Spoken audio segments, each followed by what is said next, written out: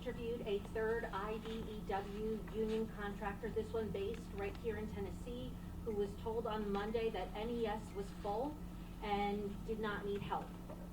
He then sent about 50 of his employees to other states. In another email that we aired yesterday, a different contractor was told by NES they are, quote, covered. On Monday, I reported that NES began the week with 150 fewer linemen in the field than neighboring Middle Tennessee Electric, which had at its peak 200,000 less outages. What does covered or full mean to NES? Yeah, so we've talked a lot about getting them here safely, and so we were depending on those resources that could safely get here quickly, and we knew they could come quickly as well before we start adding others. And so that vetting process and having that conversation regularly, we are getting inundated with information and getting people up, and we knew we got to 600 quickly with the resources we had, and then even up to 800 with the ones we had the initial relationships with. The commitment was how fast those could get here. Those could get here, we believed, more quickly. That was the benefit of working with the ones we already had. As you go to onboard more linemen, you say you have to have an NES person who's familiar with the complexity of your system in order to release them safely.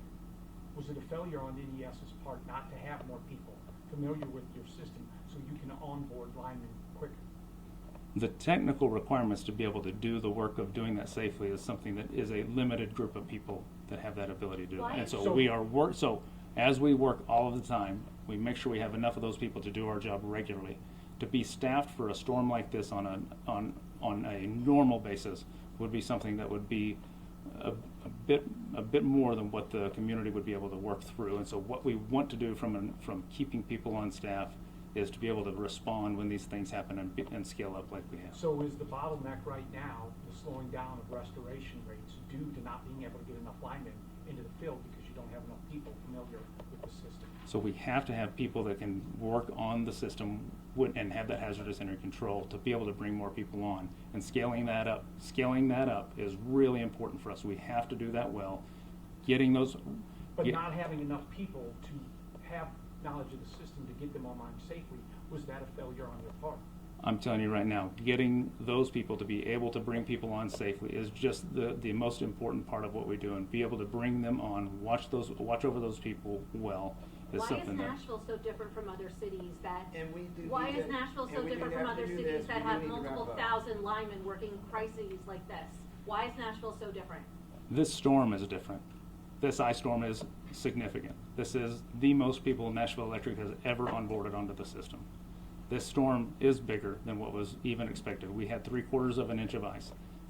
Everything around us, this is the epicenter. We have to recognize how significant this is. When we look at the trees that have exploded, when we drive around the community and are still working to get this restoration done, we have to see how severe this was.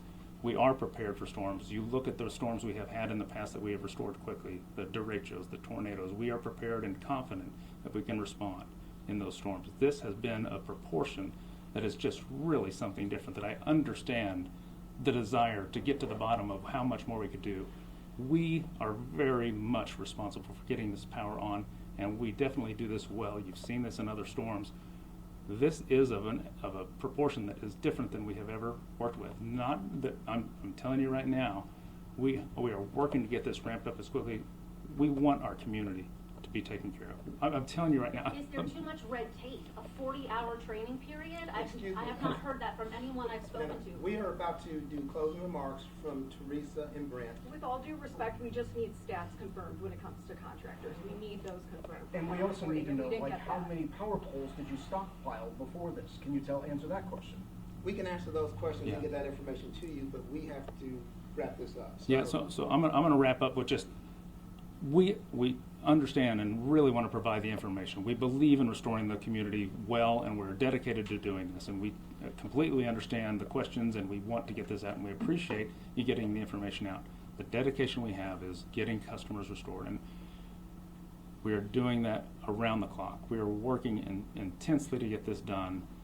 We have to keep our employees safe, but we have to get our customers turned on, and there is dedication around our whole company, including us.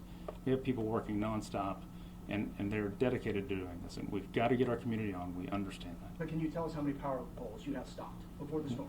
We're going to have to get that to you. There's a lot. So here, there are so much data going on with the amount of information we're bringing with the significant size. We don't have a shortage, though. We don't have a shortage. We do not, and we have, once again, like crews, we have arrangements to be able to get our materials. Whenever something like this has happened, we are all preparing to get those materials brought in. Once the storm hits, everybody wants to hold on to their materials if a storm is coming their direction. Once the storm hits, we all, as an industry, we all work together to help each other. We have partnerships across the country. These companies that we work with to vet, many of them we've worked with, even if they're not on our system, we know them from our career, from the industry. I have friends that have 500 contractors that could come on. I've been talking to them all along. Could we handle 500 day one? Absolutely not. Could we get 20 on? Could we get 40 on? Yes. I've been in communication with these people since it started. These are my friends that I went to college with that are now running these companies. We've all been in this industry. I've been in this industry for 25 years. And I'm telling you, these are people that are dedicated to customers. And I'm dedicated to customers. We're trying really hard right now to get this done. Those people that I know across the country that are working to do this, we've been talking about how do we get this done.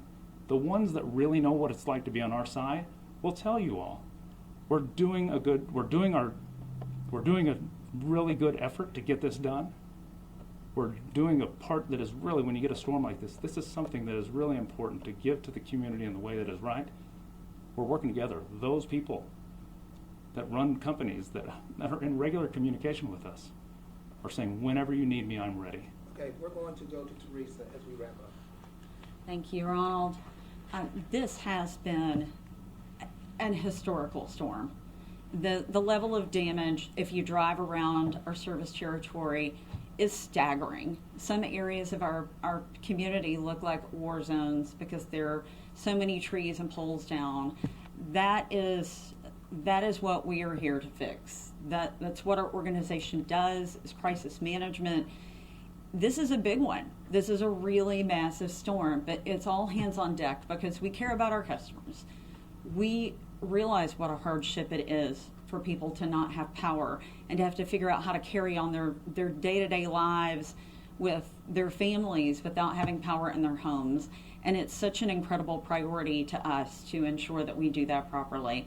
So I assure you, our full commitment to our community, these are our neighbors and friends.